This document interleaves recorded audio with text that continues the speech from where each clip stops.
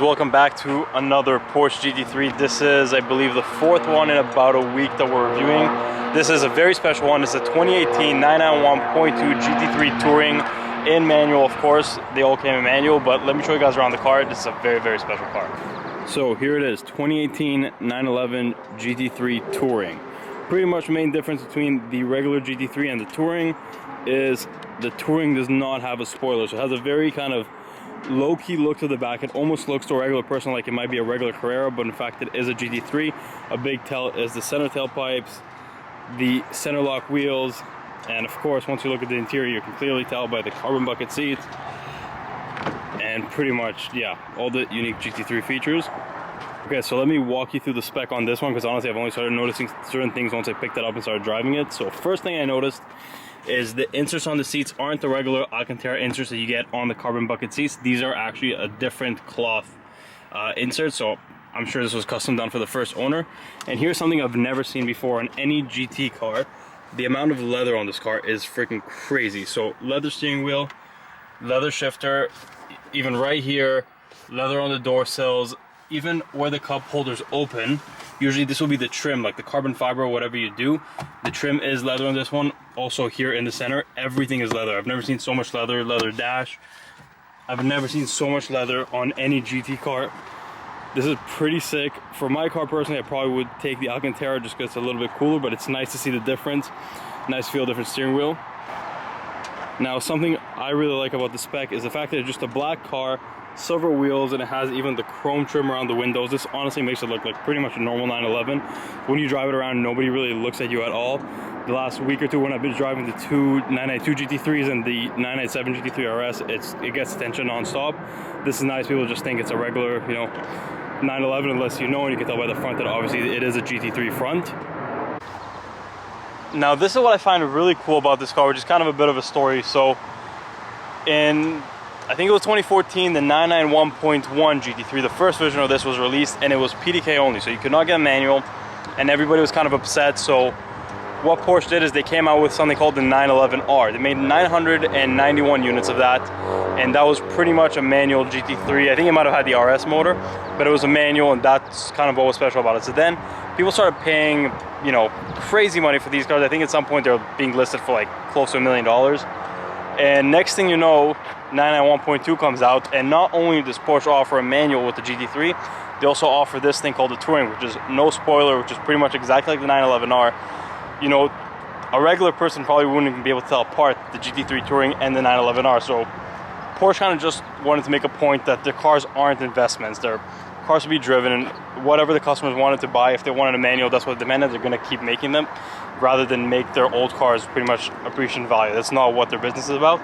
So it's a pretty cool story to this car. I'm going to drive it. I've driven it a little bit today already. I'm going to drive it, see how I like it, see how it is. But honestly, so far, really cool, and it's nice to be back in like a 991 generation 911. So it's kind of a similar interior, similar everything to my GT4.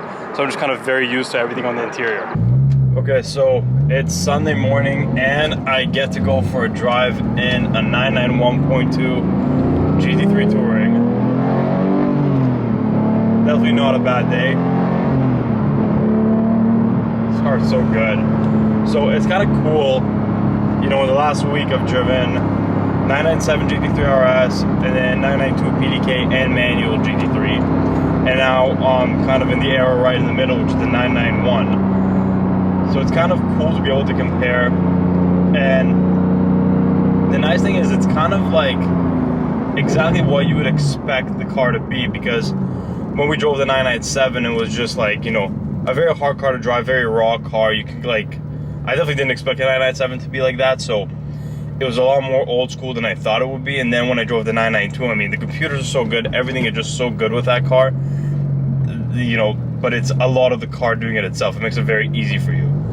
But this is kind of right in the middle, exactly where I'd expect it to be. It's the perfect mix of analog and then also computers and comforts you're going to want in the car. So the nice thing is I'm very familiar with kind of everything with the car. It's built around the same generation as my GT4, so obviously it's a different structure of car. It does not drive the same, but overall, like it kind of behaves a little bit similar. It just definitely has a lot more to it. But I was very kind of like ready for it, very used to it as soon as I got in it.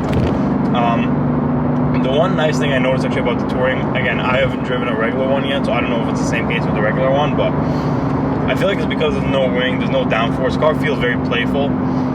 It's a little more like loose than a regular 911. You don't even have to go around corners very fast, but you just kind of feel the back end wanting to play, and that's also kind of a combination with the rear wheel steering, obviously doing its thing. So if you're not used to that, it's a really cool feeling, like to see how tight the car can turn, and then it feels like it kind of wants to, you know, slide out a little bit.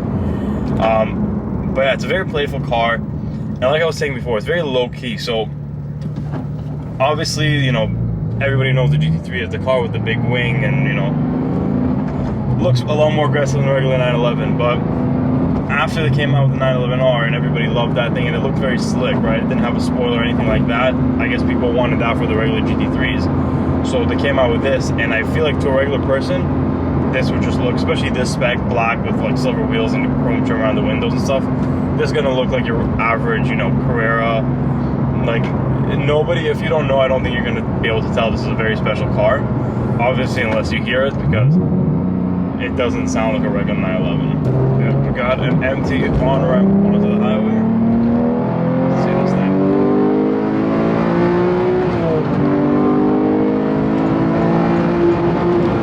This thing's pretty good.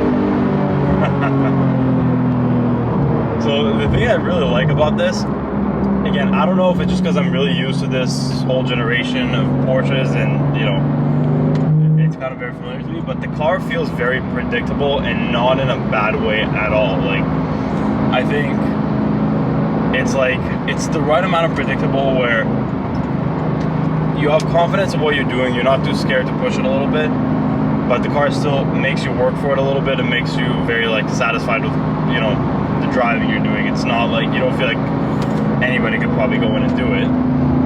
It's just such a, I don't know, it's a very, very well-made car. It still feels analog, but it's got all the comforts and everything you might want in a car, especially if you want to drive this a lot, which, you know, this is the Touring, so you know, it's the road trip car. It's the car you're going to drive more. It's got all the new comforts. You're going to want the Apple CarPlay, all that stuff. It's very comfortable. When you're just driving regularly, honestly, it's not loud. It doesn't drone. You can do a road trip in this, no problem. Tons of space. But as soon as you push it, this thing just wants to go. And it's so much fun to just push it a little bit. You hear the valves open. Oh, it's so good. And the one thing I like about this spec, it really made me like, you know, I feel like normally in a Touring you might not notice the differences right away, and you know, obviously it's the same car. But the way this one was spec'd, most GT3s have the Alcantara, everything, carbon fiber, everything. They just load it out to be like track cars. I've never seen a GT3 with this much leather in my life. That's why it makes you kind of feel like you're more in the, you know, long distance driver, more in like the less serious track car kind of GT3. So you have the leather steering wheel, leather steering column, leather dash. Even, I didn't even know this was an option. So the trim, like where, let's say I have carbon fiber on the center trim, and you know, and everywhere, even where the cup holders open up, it's all leather here. I didn't even know that was an option you can select. Leather shifter, leather on the door, so it's just, everything's leather, so you kind of feel like you're more in a luxury car that's meant to be driven a lot more, rather than a hardcore track car, which is kind of, this car doesn't behave too much like a hardcore track car, because it's a lot more playful than that. I feel like the regular GT3 is definitely a more like serious car. This is definitely the more playful one, and it's a ton of fun. And yeah, you also don't feel like you're just, you know, grabbing attention from everywhere. When I was driving the 992s with their crazy colors, and the GT3 RS with the stickers and the red wheels and the wing, like, you feel like everybody's looking at you. And in this, like there's a ton of 911s out. It's a regular person. This is a regular 911. Nobody's looking at you. You can kind of get away doing more things because people aren't just like watching your every move. So I'm stuck in traffic right now, but it actually made me kind of think about something. So obviously I did say 997 GT3 RS out of the 4 GT3s I drove this week is definitely my favorite, potentially my favorite car I've ever driven. But I was just thinking, if I needed to just have the one GT3, I think this might have to be it. This is very familiar to me, obviously, because it's kind of similar to my GT4 in the interior and everything. But the thing about the 997 GT3 RS is or pretty much like the 997s in general, they're a lot harder to drive. With the GT3s, the clutch is so heavy, and you know, right now I'm in traffic, you know, first gear, neutral, back to first, just, you know, clutch in, clutch out, non-stop. I would hate my life right now in the GT3 RS, but in this, actually, like, I don't mind. It's like I'm very used to it. It's very easy. The clutch is very, like, predictable. Like, I'm not worried. I'm just chilling in traffic. It's not a big deal. Whenever it opens up, I can let it rip and it'll be good. So, I feel like if you want to drive the car a lot and you want to have a lot of fun with it, you know, and not necessarily have to consider if you're going to be driving in traffic or open roads or what it is, or you just want to drive and have a good time in a car, this is the car to do it in.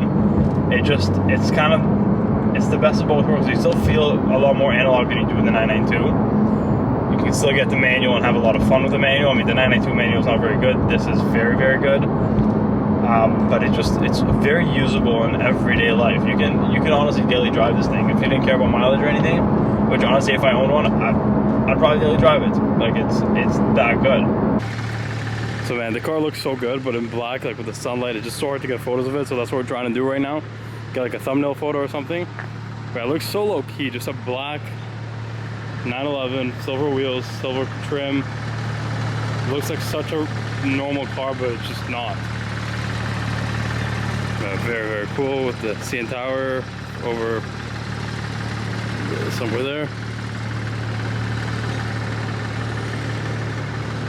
Okay, so we have Zach driving the car. We had a Roma behind us with a pretty sick Convoy in the 48 in front of us, but Roma got caught in a light. But yeah, we're having Zach test drive the car first to see what he thinks, and we'll get back to him once he has an opinion. There you go. Okay, Zach, GT3 Touring. What's up? Before I ask you what you think about it, yeah, what have you noticed so far in the interior spec that's very different than any other Porsche? Honestly, you're putting me on the spot because you said something. I haven't really been paying that much attention to it. Okay, so I don't know. There's a lot of leather in here, if that means anything. But like, I'd expect a lot of leather. But did you notice like where the trim normally is carbon fiber or aluminum or whatever, or body color? It's leather. Right. Trim right here is leather. There's like no carbon fiber in there. No carbon fiber, no suede except for the roof, but that's pretty much all of them. Okay. No sports chrono package on this one. Oh, gotcha. No block. Very weird. Then I don't know if you're familiar enough with the 991.2 seats and like these seats. Okay. Look at the inserts of the seats. Oh, it's like the fire resistant? I think so. This is not the stock. Yeah. It's not like, this is someone optioned this like extra. This is. I think it's like that fire resistant material. Yeah. But so it's a very unique spec, just very like weird. It has like this, even the like silver door trim and the, like everything. It just looks like a Carrera pretty much, but the GT3. Yeah. But what do you think of it so far? It's really good. Feels like a 991. Honestly, like it doesn't feel like that intimidating or anything. Even though it's got like tons of power. Yeah. But it feels like a normal 991 if you've driven like a 4S or a Targa or anything that has a manual. It feels almost identical. You know, I haven't driven a 991 manual in a long time, but I remember the clutch being heavier. I feel like the clutch is like super soft. The clutcher feels kind of similar actually to my GT4 clutch. Yeah, but that might be because I have that silly clutch in my car and it's like heavy and I daily it. But no, it feels really good. But the thing about the 991 is like it feels so big compared to the 997. Like just in size, like this feels just like a cruiser. But then the 992 feels actually a lot bigger compared to this. Yeah, the 992 feels massive. Yeah. And but yeah, no, I like it. I was always curious to drive one of these, but it doesn't feel that much different than a like a standard 991. Obviously I haven't like redlined it. I know it revs a lot higher, and I gave it a bit earlier, but you do feel the power. Like it's definitely more powerful. Yeah. But it feels just like in terms of drivability, just like a standard 911. Even the steering, like it's direct, but it just feels kind of loose, and the comfy suspension's really nice. It's a really good daily. Yeah, it's like the ultimate daily, because it feels exactly like a daily, but you can push it and it fucking flies. It sounds really good. So yeah, it's kind of the definition of it being a daily. And yeah, compared to the 992 Touring, you know, it's significantly more special. It was like a separate model introduced after the GT3. So you were saying earlier, like the efforts were to sort of negate the 911R. It was like, oh, we'll make another manual, and it will be like, you know, a production car, and you can customize it however you want. Because the 911R, customizing it was a fucking pain in the ass. Yeah. You couldn't like paint to sample was super rare. It came in like 4 colors, I think: white, silver, and black. Or is black PTS? White, silver. I think no. I think it was so. A silver and a gray. Maybe. I don't know. No, 911R was that silver with the different color stripes. Yeah, the and green then or the red. White with the different color stripes. Yeah. And then I think maybe black. Black with like green stripes. I think you can get. Yeah, or I've seen black, no stripe, black. Really, black no stripe. Yeah. Oh. Yeah, you could get them no stripe. There's a one in. And Canada has a white. There's a silver one with just the side stripe, local to us, with the green. Oh yeah, writing. yeah. So anyway, it didn't come in a lot of colors, is what I'm trying to say. And then they released a car that you could spec that had the upgraded engine or more power, right? It has the which one, the R or this? This has more power than the 911R because it's the newer. Yeah, it's a newer 4-liter from the new GT3. Yeah, but it's funny that we're talking actually about all these like, oh, you can option more colors, you can do some more custom stuff. Yeah. We're literally in just a black with silver wheels, like. Well, this is like true to the ethos of the touring. Like it's like the guy who specs this car. It's like I want no Alcantara, no carbon fiber. I want Lowkey. I want just like a Lowkey touring model of the GT3. Yeah. It's actually a 6-pack. Yeah. You know what I mean? Aside from the buckets. Like, he didn't get comfort. I like, you gotta get the buckets. I'm sorry, but like, #1 rule, if there's bucket seats available, you gotta get the bucket seats. Yeah. It's, the buckets are cool, but you know, it fits the whole persona of the car. The whole persona of the car, exactly. Yeah. But, yeah, so it's definitely a bit more special than the 992 GT3 Touring, just based on that fact that it was like an afterthought. It wasn't, yeah. So like for people who don't know, we were talking about this actually before we started filming. So 992, if you go to buy a GT3, you can choose: do you want the Touring or do you want the one with the wing? And it's just as long as you got the allocation for the GT3, you can do either one. This was a separate allocation; it wasn't available at first, so. This is like a completely different car to get than a regular 991.2 GT3. That's why you don't see them anymore. And the reason I think people are getting the Touring on the 992 is they saw how rare these were on the 991. And they're like, oh, we have an option to get a Touring, let's get a Touring. But now when people are doing that, it's not as rare as it was for 991.2. Yeah, and, well, Porsche they catered to the enthusiast more than any other market. So they want to include a manual car, and that's like, you know, their true manual thing. No, but the new Touring, you can get PDK. Oh, you can? Yeah. Well, that kind of defeats the purpose of it. Exactly, that's what I'm saying. That's kind of weird. Okay, well, screw you, Porsche. That's a bit strange, but yeah. So I do like this car a lot. I think it's really cool. Like Ultimate Daily, I think.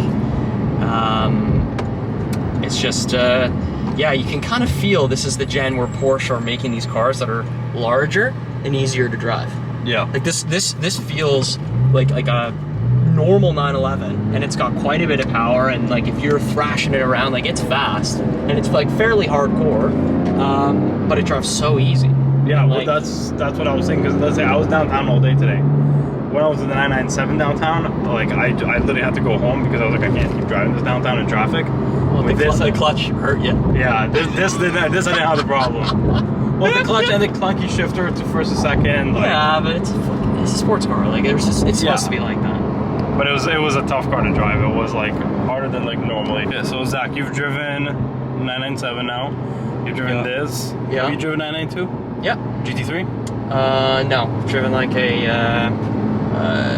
Targa and a 4S and a Cura 2 or whatever, like the very standard one. So which generation is your favorite? Because I'm honestly debating between 997 and this, because I think this is like a really good mix also of like, you know, comforts that you might need and just a lot more usability with the kind of old school like aggression, and like the car just more raw. Even though the 997, like for when you really want to push, it's a lot better than this. Yeah. But which one like is your, except for the 996 C4S, which one is your favorite one? The 996 C4S, best car ever built.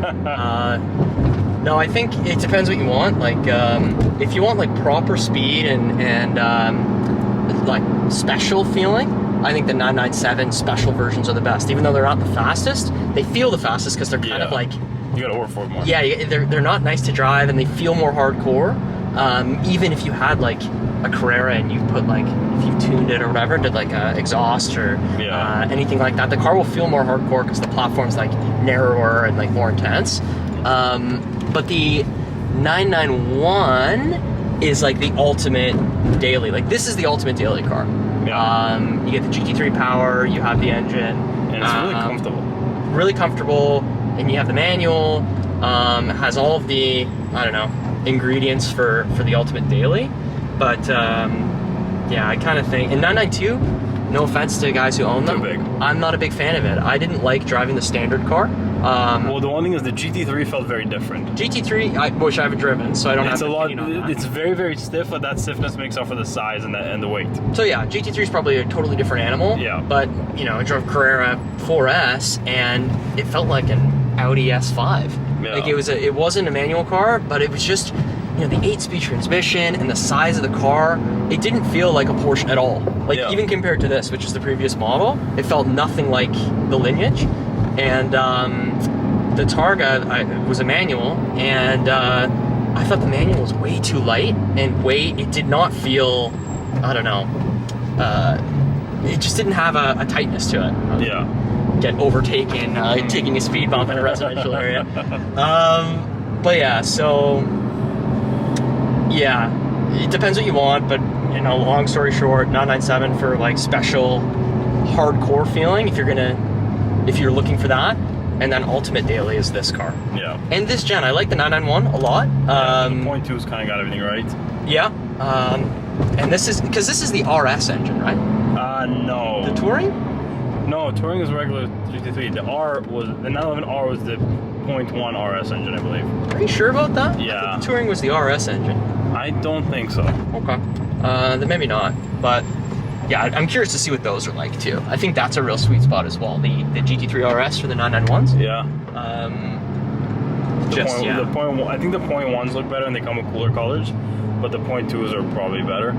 Yeah, just whichever one, 0.1, 0.2. Yeah. I wonder how that kind of feels in comparison to this, but yeah, I don't know. This gen is really nice, but again, you feel the size of it a little bit. Like it just, even compared to the 997, it's that much bigger. It doesn't really, it doesn't take away from it, but you're aware of it. It just feels bigger. Yeah. And 992 just feels like a completely different animal. Yeah, 992 is not the same type of car. Yeah, but yeah, I don't know. 997 RS is the best. I think. I just personally, I think it's the best Porsche arguably built. Yeah. Aside from like the really super Like special cars, Carrera GT or GT1 or that shit. Yeah. It's just perfect. Everything about it is perfect. Yeah. But you know, I'm not trying to hate on this. This is a really good car. It's a really good car. Yeah. For that purpose, yeah, I think the 997.2 is the king. Yeah. Okay, so that was just over 24 hours with the GT3 Touring.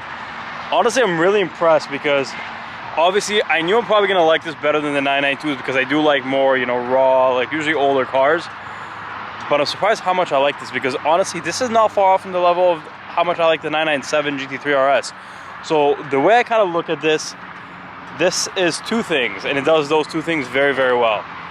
One, this is a very low-key supercar. So again, like I said this a million times, to a normal person, this looks just like a regular 911, nothing special, you really can't tell. But it's also the best daily driver I think you could possibly get. It's like, in the summer, you know, as long as there's no snow, even with snow, put winters on it, but in the summer, it's so comfortable, even with the carbon bucket seats, the suspension is very comfortable. It's very, again, low-key, so you don't attract too much attention in your everyday drives. Very practical, just has all the features you're gonna want, and it still has that little bit of fun. And you don't even have to mention, this car is insanely rare. Like Zach was saying, it's not like now where you can just option to get a Touring. Back then, this was a different allocation. This was a different car. This was very, very hard to get, and you could essentially drive this for the rest of the time and not lose a dollar. So I'm gonna make a very bold statement right now about this car. I think if I needed to choose only one car, no other daily, no nothing, doesn't matter about the value, just one car to drive every day, to drive for fun, do road trips, everything, I think this could be it. This car just does everything so well, and it's rare enough that you definitely know you're in something special. It just does everything so well. It checks all the boxes. I think this is the best daily driver and one of the best supercars ever made. What? What are you doing? Okay, so real Touring, fake touring, and not even 911 has a wing, GTR. But yeah, Jason's GT3 from the time a few days ago when we reviewed it, he took off the wing for some reason, so yeah, it's got like the little ducktail right here, but yeah, fake touring, real touring. Oh my god, it's gonna be famous. So we're going to do fireworks this Canada Day weekend. We have a pretty decent lineup. We have Jason and his GT3 with the wing delete. AMG GTR is ahead of us. We have a TRX somewhere behind us, right there. Jason right here.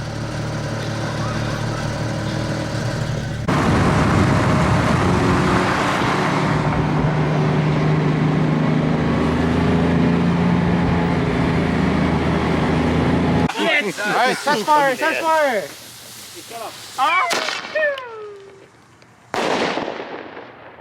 Alright.